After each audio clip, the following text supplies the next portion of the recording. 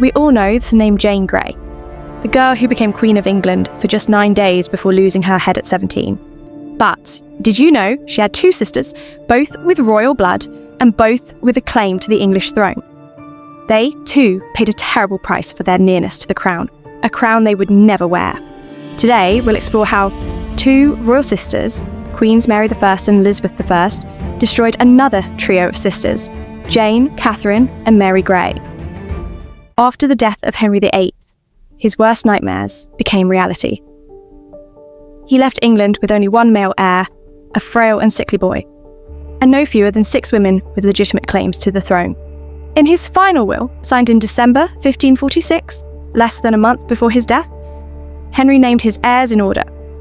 First came his children, Edward VI, Mary, and Elizabeth. Interestingly, although both Mary and Elizabeth were named as successors, they were never formally reinstated as legitimate in the eyes of the law. They remained, technically, illegitimate daughters of the king. But still next in line, after his children, Henry named the descendants of his favourite sister, Mary Tudor, who, as you may recall, had married the love of her life, and Henry's close friend, Charles Brandon, Duke of Suffolk. From this line came the 3 granddaughters of Mary Tudor, and the heroines of our story, Jane, Katherine, and Mary Grey, daughters of Francis Brandon. There was also another granddaughter from Mary Tudor's younger daughter, Eleanor, a girl named Margaret Stanley.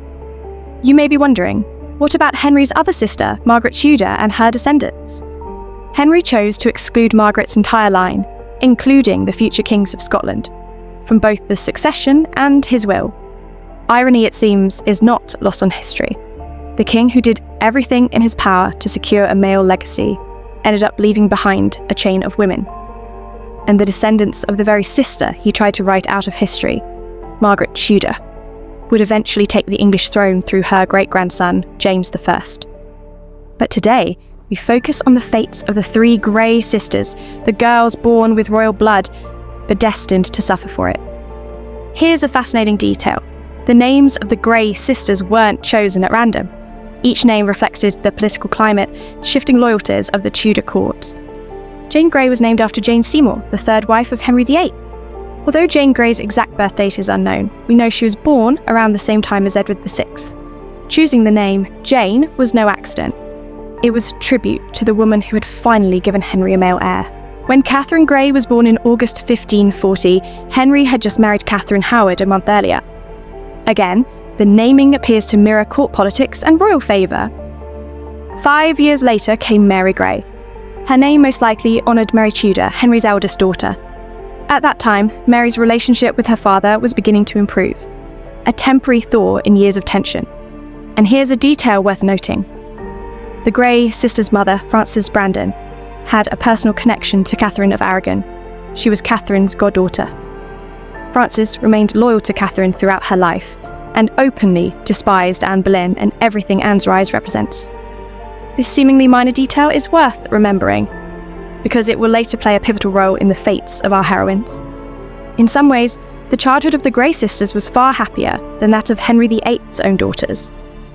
While Mary and Elizabeth were taken on an emotional roller coaster by their father, recognised one day, declared illegitimate the next, the 3 Grey girls were raised in relative stability. Each sister had a distinct personality. Jane was obedient and studious, the perfect Tudor girl, moulded by strict humanist education. Interestingly, we don't actually know what she truly looked like. No confirmed portrait of Jane survives from her lifetime. The famous image most people recognise was painted posthumously. Catherine, by contrast, was considered the liveliest and the most beautiful of the 3. She had charm, a light spirit, and a natural grace that made her stand out at court. Mary, the youngest, was not as fortunate in appearance. She stood just about 120 centimetres tall, likely due to a form of dwarfism, and her height sadly made her a target of cruel commentary at the time. Despite this, Mary was known for her humility and quiet strength, a gentle presence in a world that valued spectacle and lineage. All 3 Grey sisters received an excellent education, fitting for girls born so close to the throne. Jane, in particular, was raised as a model of humanist learning. Her tutor, the renowned scholar John Aylmer, began teaching her Latin and Greek from a very early age. She later added Hebrew and Italian to her repertoire, and throughout her short life, Jane took genuine pleasure in writing letters, often in Latin or Greek, to prominent thinkers of the time. She even corresponded with a leading Reformation figure in Zurich. Like Elizabeth, Jane spent part of her youth in the household of Katherine Parr, Henry VIII's sixth and final wife. She lived at Sudeley Castle, surrounded by books, learning, and Protestant influence, until Catherine's sudden death in childbirth. It was, in fact, Jane's proximity to Katherine Parr and her late husband Thomas Seymour that brought her closer to Edward VI's inner circle. So close, in fact, that Thomas Seymour, the king's ambitious and scandal-prone uncle, began to float the idea of a marriage between Edward and Jane. Of course, those plans never materialised. Seymour's ambitions led to his downfall, and his schemes collapsed.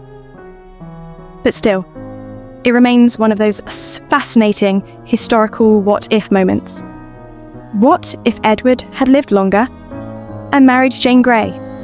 How different might English history have been? Of course, a young woman as politically valuable as Jane Grey was bound to attract a suitably powerful match. Her groom became Lord Guildford Dudley, the son of John Dudley, the Duke of Northumberland. At the time, the most powerful man in England and de facto ruler during Edward VI's minority. Here's an interesting detail. Their wedding, held on May 25th, 1553, was part of a triple ceremony. On the very same day, Jane's sister Catherine Grey was also married, although that marriage would never be consummated and would later be annulled. And joining them at the altar was Guildford's own sister, who also wed that day. A triple wedding. Because even if you are England's most influential Protestant families, it never hurts to save on logistics. Less than 2 months after her wedding, Edward VI was dead. And what followed was nothing short of England's own version of Game of Thrones. In his final act, the young king bypassed both of his older half-sisters, Mary and Elizabeth, and named Lady Jane Grey as his successor, or rather, he named Jane's future male heirs as successors. But the implication was clear: Jane would be queen. With Mary, the issue was obvious. She was Catholic and openly committed to restoring Catholicism in England. But why exclude Elizabeth? She and Edward had been close, and she was undeniably Protestant. So what happened? Historians suggest this puzzle can't be solved without acknowledging the influence of Jane's father-in-law, John Dudley, Duke of Northumberland, on the dying king. Dudley had every reason to shape the succession in a way that kept power in his hands, or at least within reach. After all, both Mary and Elizabeth were, from a legal standpoint, still technically illegitimate. Either was married. Meanwhile, Jane, a Protestant, unquestionably noble, and now married to Dudley's son, presented a much more convenient solution. But what was intended as a bold political move quickly became a death sentence, not only for Jane, but for everyone close to her. Jane herself never wanted the throne. According to several accounts, when she was told she would be queen, she wept. She reportedly accepted the crown only after pressure and persuasion from her parents and her husband. On July 10, 1553, she was formally proclaimed Queen of England, France, and Ireland. That same day, she and her husband, Guildford Dudley, made a ceremonial entry into the Tower of London, as was customary for English monarchs before their coronation. But Jane would never leave the Tower again. It would become both her prison and her place of death, and eventually her final resting place. Meanwhile, Mary Tudor, who had waited years for her moment, was not about to surrender her crown without a fight. She was the legitimate heir, named so by her father, Henry VIII, and she had the support to prove it. Mary quickly rallied an army of nearly 20,000 supporters, and in a stunning turn of events, the Privy Council defected to her side. On July 19th, 1553, Mary was proclaimed queen, and Jane was deposed. And so, Jane entered history as the 9 Days Queen. When she was told she was no longer queen, Jane reportedly smiled and asked when she might finally go home, but the place where she had awaited her coronation was now the place of her captivity. Although Mary Tudor is often portrayed as a bloody villain who cruelly ended the life of an innocent girl, the truth, as always, is more complex. To her credit, Mary did not order Jane's execution immediately. She understood full well that this entire plot had been orchestrated by powerful, ambitious men, not by a 17-year-old girl caught in the middle of dynastic schemes. As you may recall, Mary had a certain fondness for Jane's mother, Frances Brandon, remembering the friendship Frances once shared with Mary's own mother, Katherine of Aragon. Jane herself submitted a letter of explanation to the Queen, asking forgiveness for the sin she was accused of, informing Her Majesty about the truth of events.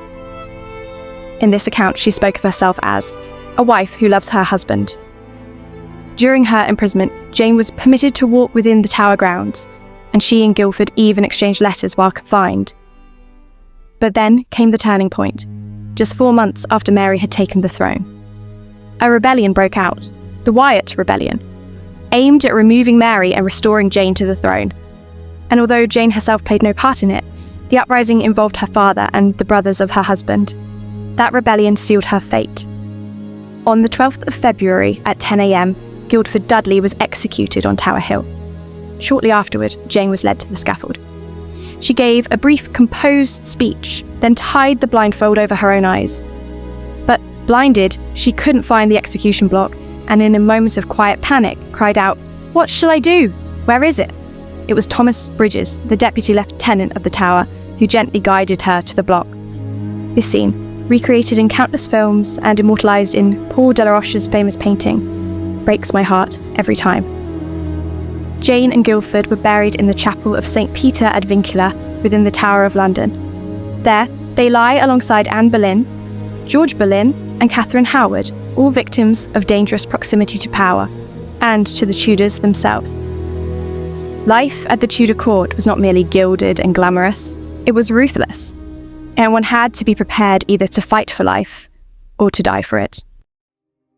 After Jane's death, sister's mother, Frances Brandon, did what she could to secure the futures of her 2 remaining daughters.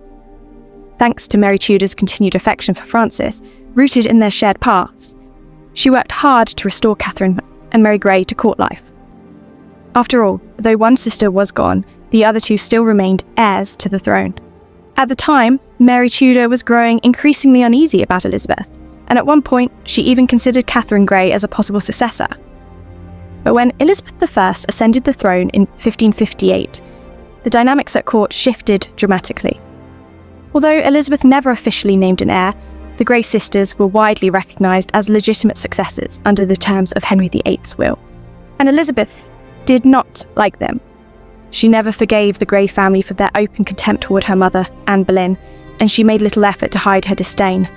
Catherine, young, noble, and undeniably beautiful, quickly became a silent threat. Someone the court could whisper about, someone people could imagine wearing the crown. Mary Grey, however, posed no such danger. Elizabeth reportedly referred to her behind closed doors with cruel contempt, calling her simply the dwarf. At Elizabeth's court, the Grey sisters walked on a knife's edge, always under the Queen's watchful eye. But, as so often happens in Tudor history, it was love and passion that ultimately destroyed Catherine Grey's life. As a close relative to Elizabeth and a potential heir to the throne, Catherine was forbidden to marry without the Queen's explicit permission. And yet, whether out of passion or pure recklessness, Catherine secretly married Edward Seymour, the dashing son of the Duke of Somerset. Frankly, looking at his portrait, I can't entirely blame her. But the problem wasn't just the secret ceremony. There had been only one witness, who soon died. And to make matters worse, Catherine lost the only written proof of the marriage. Then, while Edward was serving abroad in Europe, Catherine discovered she was pregnant. Realising she wouldn't be able to hide her condition from Elizabeth, she made a desperate choice. She tried to sneak into the chambers of Robert Dudley, the Queen's beloved favourite, to beg for his protection and support. Understandably, a heavily pregnant Catherine suddenly appearing in Dudley's private rooms did not sit well with Elizabeth. The Queen was furious.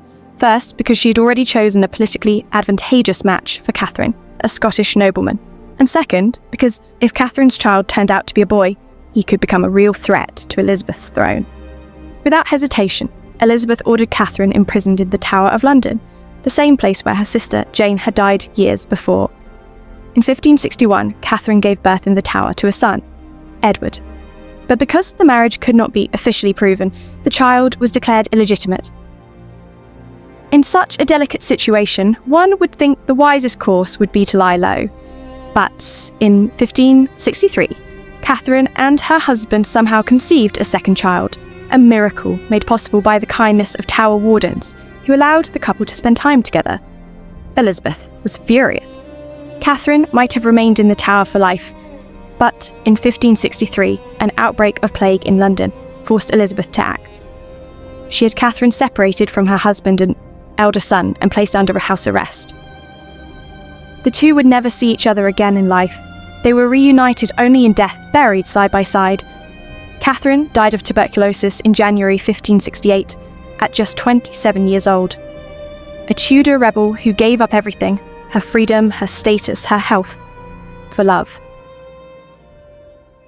You might assume that, after witnessing the tragic downfalls of her two elder sisters, the youngest, Mary Grey, would keep her head down and live quietly in the shadow of the throne. You'd be wrong. Mary, too, decided to marry without the Queen's permission, but she had, at the very least, learned a few things from Katherine's mistakes. This time, there were 3 witnesses to the secret ceremony.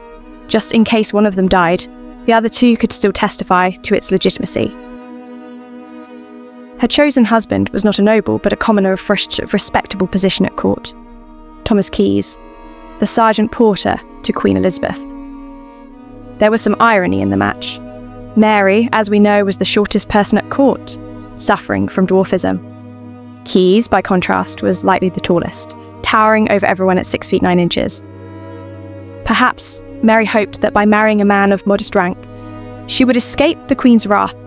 After all, any child from such a union would hardly be seen as a political threat. Mary was very, very wrong. Her cleverness in gathering multiple witnesses only served to increase the number of people gossiping, and within months, rumours of the secret wedding began to spread. The couple was arrested and separated.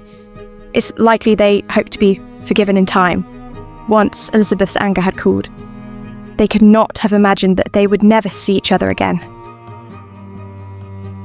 Keyes, a man of large frame and humble origins, was imprisoned in the Fleet, where he was kept in solitary confinement, in a cell far too small for his stature. He was denied even basic movement or physical activity. Mary's conditions were comparatively better. She lived under house arrest, attended by a lady-in-waiting, and even had her own groom of the chamber. After 4 years, the Queen finally relented, at least partially. Elizabeth did not release Mary, but she allowed Keyes to leave prison. For the next 3 years, he did what he could to help his wife regain her freedom, but never succeeded. He died shortly afterward, his health broken by the conditions of his imprisonment. Now a widow, Mary was finally allowed to go free. The Queen's grudge, it seems, had finally softened, if only a little. In late 1577, Elizabeth permitted her cousin to return to court. Mary was even given a place once more among the Queen's ladies, but she was forbidden to use her married name. She was not Mary Keyes, but once again, Lady Mary Grey. But her return to court was brief. On April 20th, 1578, on her 33rd birthday, Mary Grey died, likely of plague. The stories of Jane, Katherine, and Mary Grey are undeniably tragic. 3 sisters who became victims of their royal blood. The dynastic status that once seemed like a privilege, carefully outlined in Henry VIII's will, brought them nothing but death, imprisonment, and loss. In the end, the crown they were born close to never adorned their heads, only their graves. But perhaps it wasn't just duty and politics that sealed their fate. Perhaps it was the Tudor blood itself, passionate, proud, and willing to risk everything for love. Which of the Grey sisters' stories felt the most tragic to you? Let me know in the comments, and I'll see you in the next video.